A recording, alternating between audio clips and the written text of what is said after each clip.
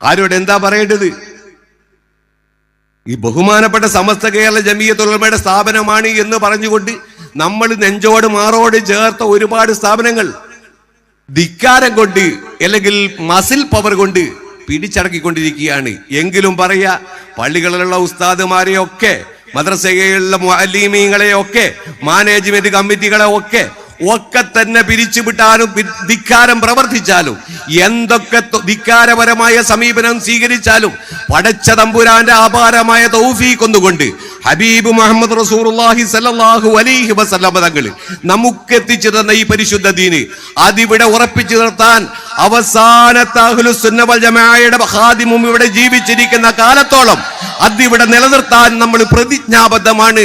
അതിനാരൊക്കെ എന്തൊക്കെ തടസ്സങ്ങളും muscle power ഉപയോഗിച്ചാലും അവർക്കൊന്നും ഈ പരിശുദ്ധ ദീനിനെ പടച്ച തമ്പുരാൻ സംരക്ഷിക്കുമെന്ന് പറഞ്ഞ ഈ ദീനിനെ ഹാമാനും കാറൂനും നമ്രൂദും അബൂജഹലും മറ്റൊരു കാലപ്രവാഹത്തിൽ ഒരുപാട് ഭീകരന്മാർ, ഒരുപാട് അതിഭീകരന്മാരായ ആളുകള്, ഒരുപാട് ഗജപോക്കിരികള്, വീരശൂര പരാക്രമികള്, അവരൊന്നും വിചാരിച്ചിട്ട് ഈ ഭൂമുഖത്ത് നിന്ന് ഒരിഞ്ച് മാറ്റി സ്ഥാപിക്കാൻ കഴിയാത്ത പരിശുദ്ധ ദീന് അത് ഈ കാലഘട്ടത്തിലെ കേവലം കോമാളികളായ ചില ആളുകൾ വിചാരിച്ചാൽ ബഹുമാനപ്പെട്ട സമസ്ത കേരള ജമിയത്തുൽ ഉലമയെയും അതിന്റെ സംഘങ്ങളെയും അതിന്റെ ഖാദിമീങ്ങളെയും നിശബ്ദരാക്കാൻ കഴിയുമെന്ന് വിചാരിക്കുന്നത് ശുദ്ധ ഭാഷയിൽ പറഞ്ഞാൽ മൗഢ്യമാണ്. ഞാൻ അവസാനിപ്പിക്കുകയാണ്. ഇവിടെ എല്ലാ കാര്യത്തിനും നമ്മളൊരു വിഭാഗീയ പ്രവർത്തനത്തിനുമില്ല. പ്രചരിപ്പിക്കപ്പെടുന്നത് വിഭാഗീയ പ്രവർത്തനങ്ങൾക്ക് നേതൃത്വം നൽകുന്നു എന്നാണ്. ബഹുമാനപ്പെട്ട സമസ്ത കേരള ജമിയത്തുൽ ഉലമയുടെ തീരുമാനം നടപ്പിലാക്കുക എന്നുള്ളതാണ് അതിൻ്റെ പോഷകഘടകങ്ങള്. സമസ്തയെ സ്നേഹിക്കുന്ന ആളുകള്, ദീനിനെ സ്നേഹിക്കുന്ന ആളുകള്, അതിൻ്റെ ഖാദിമീങ്ങൾ, അവരുടെ ബാധ്യത. സമസ്ത ഹക്കീം ഫൈസിക്കത്തിന് നടപടിയെടുത്തപ്പോൾ നമ്മൾ അതിൽ ഉറച്ചു നിന്നു. ബഹുമാനപ്പെട്ട സമസ്ത കേരള ജമിയത്തുൽ ഉലമയുടെ അഭിവന്യരായ സാരഥി സയ്യിദുൽ ഉലമ സയ്യിദ് മുഹമ്മദ് ജിഫ്രി മുത്തുക്കോയ തങ്ങൾ തവ്വറല്ലാഹു അംറഹു ആമീൻ തങ്ങളും MT ഉസ്താദു ഉൾപ്പെടെയുള്ള ആളുകൾ ഈ മലപ്പുറത്ത് വെച്ച് വിശദീകരണം നടത്തി. ഇതിങ്ങനെയൊക്കെ പുറത്താക്കിയിട്ടുണ്ട്, ഇങ്ങനെയൊക്കെ കാര്യങ്ങൾ എന്ന് വിശദീകരിച്ചു. നമ്മളത് ഗ്രാമാന്തരങ്ങൾ സമസ്ത കേരള സുന്നി വിദ്യാർത്ഥി ഫെഡറേഷനും സുന്നി യുവജന സംഘവും ഉൾപ്പെടെയുള്ള ഈ സമസ്ത കേരള ജമിയത്തുൽ ഉലമയുടെ ഖാദിമീങ്ങളായ പോഷകഘടകങ്ങളായ ആളുകൾ വിശദീകരിച്ചു. തുടർന്ന് ആദർശ സമ്മേളനങ്ങൾ നടത്തി കാര്യങ്ങൾ വിശദീകരിച്ചു കൊടുത്തു. നമ്മളെ വിളിപ്പിച്ച എന്താ, 25 ആളുകൾ, രണ്ട് ഭാഗത്ത് നിന്ന് 25 ആളുകൾ വേണോ, അവരുടെ ഒരു ചർച്ച വെക്കണമെന്ന് പറഞ്ഞു. ഈ കാര്യം നമ്മൾ ശ്രദ്ധയിൽപ്പെടുത്തി. ബഹുമാന്യനായ MT ഉസ്താദിന്റെയും ജിഫ്രി തങ്ങളുടെയും ശ്രദ്ധയിൽപ്പെടുത്തി. ഒരു ഡേറ്റ് വെച്ച് പറഞ്ഞപ്പോൾ ചില പ്രയാസങ്ങൾ, ചില കാര്യങ്ങളുണ്ട്. സംസാരിച്ചു, അവരോട് കാര്യങ്ങൾ സംസാരിച്ചു. അങ്ങനെ ഒരു ചർച്ചയ്ക്ക് 2 കൂട്ടർ 25 വന്നിരുന്നിട്ടുള്ള ഒരു പ്രയാസകരമായ ഒരു അവസ്ഥയുടെ കാര്യങ്ങളൊക്കെ വിശദീകരിച്ചപ്പോൾ MT ഉസ്താദ് ഈ അമീർ ഫൈസി അമ്പലക്കടവിനെ വിളിച്ചു പറഞ്ഞു, എന്നാൽ പിന്നെ മുഷാവറൊക്കെ കഴിയട്ടെ, എന്നിട്ട് നമുക്ക് മീറ്റിംഗ് കൂടാം. എന്നിട്ട് ഞങ്ങളൊന്ന് ആലോചിച്ചിട്ട് ഏത് തരത്തിലാണ് മീറ്റിംഗ് കൂടുന്നത് എന്ന് ആലോചിക്കാം എന്ന് പറഞ്ഞു. ബഹുമാന്യനായ MT അബ്ദുള്ള മുസ്ലിം പിറ്റേന്ന് ഈ മീറ്റിങ്ങിൽ ആരും പോയില്ല. സമസ്തക്ക് എതിരാണ്, ധിക്കാരമാണ്, മറ്റതാണ് മറിച്ചതാണ്, ആനയാണ്, കുതിരയാണ്, ചേനയാണ്, തേങ്ങ എന്നൊക്കെ പറഞ്ഞ് വമ്പിച്ച പ്രയാസ. നമ്മൾ ആ കാര്യം ഉസ്താദുമാരെ ശ്രദ്ധയിൽപ്പെടുത്തിയിട്ടുണ്ട്. കാര്യങ്ങൾ പറഞ്ഞ് അവര് കൂടി പറഞ്ഞ് തീരുമാനിച്ചതാണ് മുഷാവറ കഴിഞ്ഞിട്ട് മീറ്റിംഗ് ഇരിക്കുക. അത് കഴിഞ്ഞു. അതൊക്കെ കഴിഞ്ഞ് വീണ്ടും ഒരു 10-10 ഒരു ചർച്ച മാർച്ച് 1-ാം തീയതി റമദാന്റെ തൊട്ട് മുമ്പ് മാർച്ച് 1-ന് 10-10 ഒരു ചർച്ച വിളിപ്പിച്ചു. നമ്മളതിൽ പോയി കൃത്യമായി കാര്യങ്ങൾ പറഞ്ഞു. എന്താണ് ചെയ്തത്, എന്താണ് ധിക്കാരമുണ്ടോ, എന്താണ് വേറെന്തെങ്കിലും കാര്യമുണ്ടോ, ഒന്നുമില്ല. ഒരു കാര്യമില്ല. ഉസ്താദ്മാർക്ക് കാര്യങ്ങൾ കൃത്യമായിട്ട് ഉസ്താദ്മാരോട് പറഞ്ഞു, നിങ്ങൾ മുഷാവറ എടുത്ത തീരുമാനം ഞങ്ങൾ അത് പ്രയോഗവൽക്കരിക്കുകയാണ്, അതിലപ്പുറത്തൊന്നും ചെയ്തിട്ടില്ല. ഞങ്ങൾക്ക് പറയാനുള്ളത് ഇന്ന വിഷയങ്ങൾ 5 കാര്യങ്ങൾ ഇത് പറയാനുണ്ട്. അതവിടെ സബ്മിറ്റ് ചെയ്തു, പറഞ്ഞു, എഴുതി രേഖ കൊടുത്തു. മറ്റുള്ള ആളുകൾക്ക് അവർക്ക് പറയാനുള്ളത് അവരും പറഞ്ഞു. അങ്ങനെ എല്ലാവരെയും വിളിച്ചുകൂട്ടി മാർച്ച് 1-ാം തീയതി നല്ല അന്തരീക്ഷത്തിൽ കാര്യങ്ങൾ പറഞ്ഞു. മധ്യസ്ഥന്മാർ, കേരളത്തിലെ അറിയപ്പെടുന്ന പ്രഗത്ഭരായ മധ്യസ്ഥന്മാർ 5 പേര് അങ്ങനെ ഇരുന്ന് അവരെ വിളിപ്പിച്ച് അവിടെയാണ് പോയത്. അവരോട് കാര്യങ്ങളൊക്കെ പറഞ്ഞു. എന്നാൽ ഒരു കാര്യം ചെയ്യുക, പത്രക്കാരെ കൂട്ടി വിളിച്ച്, മീഡിയയെ കൂടി വിളിച്ചിട്ട് അവിടുന്ന് ബഹുമാനപ്പെട്ട ജിഫ്രി തങ്ങളും സാദിഖ് അലി ശിഹാബ് തങ്ങളും കാര്യങ്ങൾ പറഞ്ഞു. ഇനി ആരും ഒരു കാര്യങ്ങളും പ്രയാസകരമായ ഒരു അവസ്ഥ, പോസ്റ്റോ അല്ലെങ്കിൽ പ്രവർത്തനങ്ങളോ അല്ലെങ്കിൽ മറ്റൊരു കാര്യവും നമ്മുടെ ഈ പ്രയാസങ്ങൾ പരിഹരിക്കാൻ റമദാനിനു ശേഷമോ നമ്മൾ കാര്യങ്ങൾ ഇതൊക്കെ നിങ്ങളെ കൂടി വിളിപ്പിച്ച് ഇതൊക്കെ പരിഹരിച്ച് നമുക്ക് നന്നായിട്ട് പോകണം. അങ്ങനെ പിരിഞ്ഞു പോയി. മാർച്ച് 1-ാം തീയതി ഇങ്ങനെ ഈ കാര്യങ്ങളൊക്കെ എല്ലാവരെയും വിളിച്ച് പറഞ്ഞ ആളുകൾ, ഞാൻ പറയാ ആ മധ്യസ്ഥ വേദിയിലുള്ള ആളുകൾ തന്നെ അവര് കാര്യങ്ങൾ പൊട്ടിക്കുന്ന ഒരവസ്ഥയിലേക്ക്, ഈ മസ്ലഹത്ത് രണ്ട് കക്ഷികൾ എന്ന് പറഞ്ഞ് ഇരുത്തിയ ആളുകളല്ല, മധ്യസ്ഥ വേദിയിലുള്ള ആളുകൾ തന്നെ ഈ കാര്യങ്ങൾ പൊട്ടിക്കുന്ന ഒരവസ്ഥയാണ് റമദാൻ 26-ാം തീയതി പട്ടിക്കാട് ജാമിയ നൂരിയയിൽ ഉണ്ടാക്കിയത്. എന്ന് പറഞ്ഞാൽ ഒരേ സമയം ന്യായാധിപനും ഒരേ സമയം വേട്ടക്കാരനുമാകുന്ന സമീപനം കേരളക്കരയിൽ നിന്ന് മാറിയിട്ടില്ലെങ്കിൽ ഈ അവസ്ഥ മുസ്ലിം ഉമ്മത്ത് അടിച്ച് പിരിയേണ്ട ഒരവസ്ഥയിലേക്ക്, ഫിർഖത്തിലേക്ക് പോകും, ഉറപ്പായിട്ടും പോകും. വഖഫ് ബില്ലുണ്ട് കേരളക്കര. ഇന്ത്യയിലുള്ള അവസ്ഥ മനസ്സിലാക്കാത്തത് കൊണ്ടൊന്നുമല്ല പറയുന്നത്. ഇന്ത്യയിൽ ഫാസിസം വേഗം ശക്തി പ്രാപിച്ചുകൊണ്ടിരിക്കുകയാണ്. എന്നാലോ ഈ ഫാസിസത്തിനെതിരായിട്ട് മതേതര കൂട്ടായ്മ ഒരു ഭാഗത്ത് രൂപപ്പെടുത്തുന്നു, ഒരു ഭാഗത്ത് ക്രിസ്ത്യൻ സഹോദരന്മാരെ ചേർത്ത് പിടിക്കുന്നു, ഒരു ഭാഗത്ത് അമുസ്ലിം സഹോദരന്മാരെ ചേർത്ത് പിടിക്കുന്നു, ഒരു ഭാഗത്ത് തബ്ലീഗ് ജമാഅത്തിനെ ചേർത്ത് പിടിക്കുന്നു, ഒരു ഭാഗത്ത് മൗദൂദികളെ ചേർത്ത് പിടിക്കുന്നു, ഒരു ഭാഗത്ത് വഹാബികളെ ചേർത്ത് പിടിക്കുന്നു. ബഹുമാനപ്പെട്ട സമസ്ത കേരള ജംഇയ്യത്തുൽ ഉലമയുടെ ഖാദിമീങ്ങളെ മാത്രം ചേർത്ത് പിടിക്കാൻ ഇവിടെ ആർക്കും താല്പര്യമില്ലാത്ത ഒരവസ്ഥയാണുള്ളത്.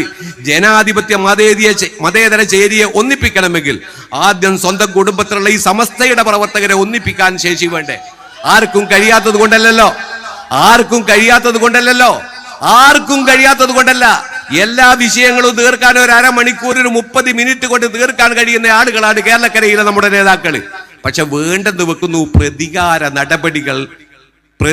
നടപടികൾ ചെയ്യുന്നു. അതുകൊണ്ടാണ് ഞാൻ പറഞ്ഞത്, ഈ ഹാമാനും നമ്രൂദും ഫിർഔനൊക്കെ ഇവിടെ നിന്ന് കളിച്ചിട്ട് ഈ ധിക്കാരം, പടച്ച തമ്പുരാനെ തീരെ ഇഷ്ടമില്ലാത്ത ധിക്കാരം, അത് നമ്മുടെ ആളുകള് ഈ സമസ്ത കേരള ജംഇയ്യത്തുൽ ഉലമയെ തീർക്കാൻ വേണ്ടി അല്ലെങ്കിൽ ഈ ഭൂമുഖത്ത് നിഷ്കാസനം ചെയ്യാൻ വേണ്ടി നടത്തുന്ന മറ്റു ഒരു കാര്യത്തിനും തുടർച്ചയായിട്ട് ബഹുമാനപ്പെട്ട സമസ്ത കേരള ജംഇയ്യത്തുൽ ഉലമയെ അസ്ഥിരപ്പെടുത്താനുള്ള നീക്കം അത് ഏത് ഭാഗത്ത് നിന്ന് വന്നാലും ബഹുമാനപ്പെട്ട സമസ്തയുടെ ഖാദിമീങ്ങൾ അത് ചെറുക്കുക തന്നെ ചെയ്യും. ആദർശ പോരാട്ടത്തിൽ 1, 2, 3 ആദർശം പരിശുദ്ധ ദീനിന് മുൻഗണന നൽകണം. രാഷ്ട്രീയ പാർട്ടികൾ ഏതാകുന്നതുകൊണ്ട് ഒരു കുഴപ്പമില്ല, ഭൗതികമായിട്ട് സമ്പാദിക്കുന്നതിന് കുഴപ്പമില്ല, ഭൗതികമായിട്ട് കച്ചവടം ചെയ്യുന്നതിന് കുഴപ്പമില്ല, ഭൗതികമായിട്ട് ബിസിനസ് ചെയ്യുന്ന ഹലാലായ രൂപത്തിൽ എന്ത് നടത്തുന്നതിന് യാതൊരു കുഴപ്പമില്ല. പക്ഷേ ഒരു മുസൽമാനെ സംബന്ധിച്ചിടത്തോളം വമാ ഖലഖതുൽ ജിന്ന വൽ ഇൻസ ഇല്ലാ ലിയഅ്ബുദൂൻ എന്ന ആ പരിശുദ്ധ വാക്യത്തിന്റെ പിന്നാമ്പറന്നു പോകുമ്പോൾ, ആ പരിശുദ്ധ വാക്യം നമ്മൾ മനസ്സിലാക്കുമ്പോൾ, പടച്ച തമ്പുരാൻ നമ്മെ ശ്രദ്ധിച്ചത് റബ്ബിനെ ആരാധിക്കുക എന്നുള്ളത് മാത്രമാണ്. മുസൽമാനെ സംബന്ധിച്ചിടത്തോളം ആ ആരാധന, മുസൽമാനെ സംബന്ധിച്ചിടത്തോളം റബ്ബിന് വഴിപ്പെടുക എന്നുള്ളത്, റബ്ബിന്റെ കലാം ഉയർത്തിപ്പിടിക്കുക എന്നുള്ളത്, തൗഹീദ് ഉയർത്തിപ്പിടിക്കുക എന്നുള്ളത് ഒരു കാലഘട്ടത്തിലും അവസാനത്തെ ഒരു കുട്ടി ബാക്കിയാവുമ്പോൾ പോലും ഈ ദീനിൽ യാതൊരു കോംപ്രമൈസും ഇല്ലാതെ മുന്നോട്ട് പോകാൻ കഴിയണം. 100 വർഷം ഇവിടെ നടന്നിട്ട് ഒന്നും നേടാൻ കഴിയാത്ത പരിശുദ്ധ അഹ്ലുസുന്ന വൽ ജമാഅയെ ഒന്നും ചെയ്യാൻ കഴിയാത്ത ആളുകൾ ഇതിന്റെ മറ പൊളിക്കാനും ഇതിന്റെ അസ്തിത്വം നഷ്ടപ്പെടുത്താനും ഇതിനെ ഈ ലോകത്ത് നിന്ന് അല്ലെങ്കിൽ നമ്മുടെ നാട്ടിൽ നിന്ന് ബഹുമാനപ്പെട്ട സമസ്ത കേരള ജംഇയ്യത്തുൽ ഉലമയെ നിഷ്കാസനം ചെയ്യാനും സർവ്വ ഇടപാടുകളും നടത്തിയിട്ട് നടക്കാത്തൊരു കൂട്ടരാണ്. അവസാനം ബഹുമാനപ്പെട്ട സമസ്ത കേരള ജംഇയ്യത്തുൽ ഉലമയെ അസ്ഥിരപ്പെടുത്താൻ വേണ്ടി CICയുടെ പേരിൽ ഒരാളൊരു ചാരനെ കൊണ്ടുവന്നുകൊണ്ട് ഈ ബഹുമാനപ്പെട്ട സമസ്ത കേരള ജംഇയ്യത്തുൽ ഉലമ എന്നുള്ള ഈ ആദർശ പ്രസ്ഥാനത്തെ അസ്ഥിരപ്പെടുത്താനുള്ള നീക്കങ്ങൾക്ക് തുടക്കം കുറിച്ചത്. കാര്യമെന്ത് തന്നെയായാലും ബഹുമാനപ്പെട്ട സമസ്ത കേരള ജംഇയ്യത്തുൽ ഉലമ ആ കാര്യത്തിൽ സമസ്ത കേന്ദ്ര മുശാവറയിൽ അംഗമൊന്നുമല്ല ഹക്കീം മൗലവി. എന്നാൽ പോലും ആദർശ വ്യതിയാനം പറഞ്ഞുകൊണ്ട് സമസ്ത കേരള ജംഇയ്യത്തുൽ ഉലമ അദ്ദേഹത്തെ മാറ്റി നിർത്തി. നിലവിലെ കാഴ്ചപ്പാടിൽ നിലവിലെ അവസ്ഥയിലേക്ക് കാര്യങ്ങളിലേക്ക് നേരിട്ട് വന്നാൽ ഈ CIC വിഷയവുമായി ബന്ധപ്പെട്ട് കുറെ കാലത്തെ പ്രശ്നങ്ങളാണ്. ബഹുമാനപ്പെട്ട സമസ്ത കേരള ജംഇയ്യത്തുൽ ഉലമയ്ക്ക് ആദർശപരമായിട്ട് യോജിക്കാൻ കഴിയില്ല എന്ന് മനസ്സിലാക്കിക്കൊണ്ട് തന്നെയാണ് CICയുടെ സെക്രട്ടറി എന്നുള്ള ഹക്കീം ഫൈസിക്ക് എത്ര നടപടിയെടുത്തത്. CIC പറ്റൂല എന്നോ വാഫി കോളേജുകൾ പറ്റൂല എന്നോ സംസ്ഥ തീരുമാനിച്ചിട്ടില്ല, ഇയാള് പറ്റൂല എന്ന് തീരുമാനിച്ചു. പക്ഷെ ഇയാളെ പിറകെ കൊടിപിടിച്ച് കുറെ ആളുകളെ നടത്തി കൊടുത്തു. എന്ത് കാര്യത്തിന് വേണ്ടിയാണ്? ബഹുമാനപ്പെട്ട സമസ്ത കേരള ജംഇയ്യത്തുൽ ഉലമ 1934-35 രജിസ്റ്റർ ചെയ്ത ഒരു സൊസൈറ്റിയാണ്. ഈ സൊസൈറ്റിക്ക് കേരളക്കരയിലുള്ള ഏത് സൊസൈറ്റിക്കും, അതിന്റെ ജനറൽ ബോഡിക്ക്, അതിന്റെ വർക്കിംഗ് കമ്മിറ്റിക്ക്, അതിന്റെ ഉന്നതാധികാര സമിതിക്ക് തീരുമാനമെടുക്കാനുള്ള സ്വാതന്ത്ര്യം വിദ്യാരാജ്യത്തുണ്ട്. 926 രൂപീകൃതമായ ബഹുമാനപ്പെട്ട സമസ്ത കേരള ജമിയത്തുൽ ഉലമ 934-35 റൈസ് ചെയ്ത ഭരണഘടനയുള്ള ബൈലോയുള്ള ഒരു സൊസൈറ്റിയാണ്. സമസ്ത തീരുമാനമെടുക്കുമ്പോൾ മറ്റുള്ള ആളുകൾക്ക് വിയോജിക്കുകയോ ഒരു കുഴപ്പമില്ല. സമസ്ത എന്നല്ല, ഏത് കക്ഷികൾ തീരുമാനം എടുക്കുമ്പോൾ അതിനോട് വിയോജിക്കാം, ജനാധിപത്യ രൂപത്തിൽ വിയോജിക്കാം, സഹിഷ്ണുതയോടെ വിയോജിക്കാം.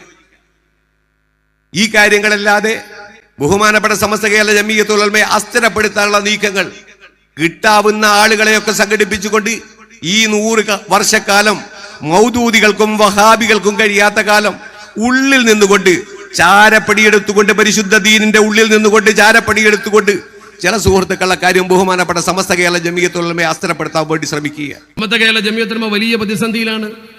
അതിനുവേണ്ടി സോഷ്യൽ മീഡിയയിൽ അങ്ങോട്ടും ഇങ്ങോട്ടും ആക്ഷേപങ്ങളും മറുപടികളും, ഓരോരുത്തരുടെ താളത്തിനനുസരിച്ചുള്ള അഭിപ്രായ പ്രകടനങ്ങൾ. പലരും ചോദിച്ചു എന്താണ് അതിൽ പറയാനുള്ളത്, പല ആളുകളും പറയുന്നു എന്താണ് പ്രതികരിക്കാനുള്ളത്. ഞാൻ വളരെ വ്യക്തമായി പറഞ്ഞു, സമസ്ത കേരള ജംഇയ്യത്തുൽ ഉലമയുടെ മുഷാവറ 40 അംഗ മുഷാവറ ഒരു തീരുമാനമെടുത്തു കഴിഞ്ഞാൽ ആ തീരുമാനം സമസ്ത കേരള ജംഇയ്യത്തുൽ ഉലമയുടെ പ്രവർത്തകർക്കും സമസ്തയെ സ്നേഹിക്കുന്നവർക്കും അതൊരു അന്തിമ തീരുമാനമാണ്. ആ തീരുമാനത്തിൽ വരെ സമസ്തയുടെ പ്രവർത്തകർക്ക് യാതൊരു തരത്തിലും തർക്കമില്ലല്ലോ.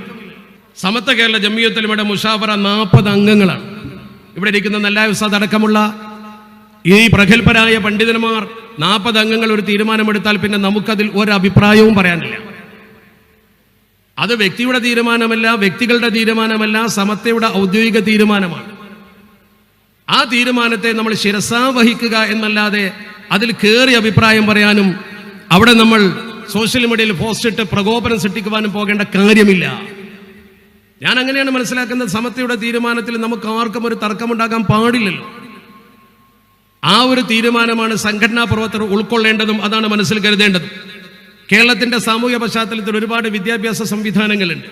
ഞാൻ പറയുന്നു, വഫിയ സംവിധാനം കേരളത്തിൽ ഒരുപാട് ഗുണകരമായ മാറ്റങ്ങൾ വരുത്തുന്നതിന് വേണ്ടിയുള്ള പഠന പദ്ധതികളുമായി മുന്നോട്ട് വരികയും ജനം അതിനെ സ്വീകരിക്കുകയും ചെയ്തിട്ടുണ്ട്. അതേസമയം സമത്തൊരു തീരുമാനമെടുത്താൽ അതിന്റെ അപ്പുറത്തേക്ക് നിൽക്കുന്നവരാരായാലും ശരി, അതൊരിക്കലും നമുക്ക് അംഗീകരിക്കാൻ കഴിയില്ല. അവിടെയാണ് നമ്മൾ നിൽക്കേണ്ടത്. സമസ്ത കേരള ജംഇയ്യത്തുൽ ഉലമയുടെ തീരുമാനം എന്താണോ അത് അംഗീകരിക്കാൻ ആരാണെങ്കിലും ബാധ്യസ്ഥരാണ്. ഒരു ഭാഗത്ത് സമസ്ത കേരള ജംഇയ്യത്തുൽ ഉലമയാണ്, അത് സംഘടനയാണ്. എപ്പോഴും സംഘടനക്കാണ് പ്രാമുഖ്യം. സംഘടന ഇല്ലെങ്കിൽ ഒന്നുമല്ല. സംഘടനയാണ് പ്രധാനം. നമ്മൾ ഓരോരുത്തരും എത്ര പ്രതിഭാസമ്പന്നനാണെങ്കിലും ആരാണെങ്കിലും ശരി സംഘടനയ്ക്ക് വിധേയരായിരിക്കണം എന്നതാണ് നമ്മുടെ മഹാന്മാരായ പണ്ഡിതന്മാർ സംഘടനാ ശാസ്ത്രം അനുസരിച്ച് നമ്മളെ പഠിപ്പിച്ചുള്ളത്. നമുക്കറിയാം, സമസ്ത കേരള ജംഇയ്യത്തുൽ ഉലമ എന്ന് പറയുന്ന പ്രസ്ഥാനത്തിന്റെ പേരും ചൂരും ഉപയോഗപ്പെടുത്തിക്കൊണ്ടും അതിന്റെ ആലിമീങ്ങളുടെ സാന്നിധ്യം ഉപയോഗപ്പെടുത്തിക്കൊണ്ടും, നിങ്ങൾക്കറിയാം ഷെയ്ഖുൽ ജാമിഅ ആലിക്കുട്ടി ഉസ്താദിന്റെ തലപ്പത്തുണ്ട് ഉണ്ടായിരുന്നു സയ്യിദ് സാദിഖ് അലി ശിഹാബ് തങ്ങൾ. അവരൊക്കെ സമസ്തയുടേതാണ് എന്ന തരത്തിൽ അതിന്റെ തലപ്പത്ത് നിന്നുകൊണ്ട് അവര് നേതൃത്വം കൊടുക്കുമ്പോൾ ഒരുപാട് ആളുകൾ പണം അതുപോലെ തന്നെ സേവനം ഒക്കെ അതിന് സംഭാവന ചെയ്തിട്ടുണ്ട്. അതുകൊണ്ട് തന്നെ നമുക്ക് ഒരുപാട് പ്രതിഭാസമ്പന്നരായ ചെറുപ്പക്കാരെ ലഭിച്ചിട്ടുമുണ്ട്.